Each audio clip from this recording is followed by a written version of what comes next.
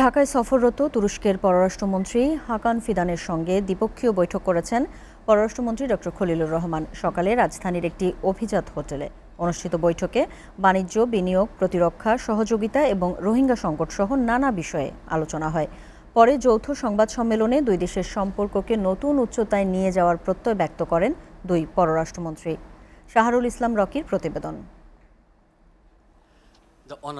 ঢাকা ও আঙ্কারার মধ্যকার কূটনৈতিক এবং অর্থনৈতিক সম্পর্ককে আরও জোরদার করার লক্ষ্য নিয়ে শুরু হয় বৈঠক। দ্বিপক্ষীয় নানা ইস্যুতে সকালে রাজধানীর একটি হোটেলে বৈঠকে বসেন বাংলাদেশের পররাষ্ট্রমন্ত্রী ডক্টর খলিলুর রহমান এবং তুরস্কের পররাষ্ট্রমন্ত্রী হাকান ফিদান।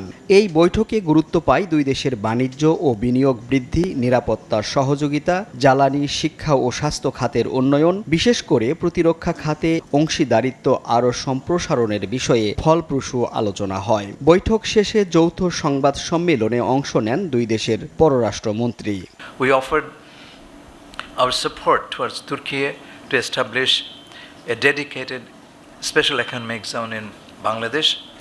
We also requested for expansion of cooperation by TICA, Turkish Cooperation Agency, toward investment, Turkish Investment Promotion Agency, toward investment, trade and industrial partnerships, taking advantage of Bangladesh's current political stability, business-friendly environment and growing domestic market.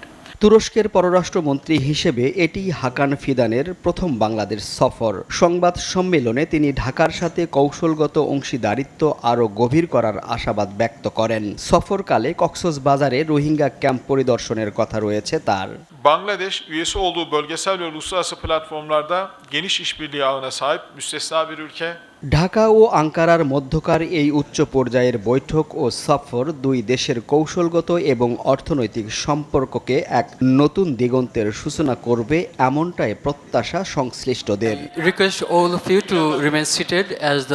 Shahrul Islam Rocky, SA TV।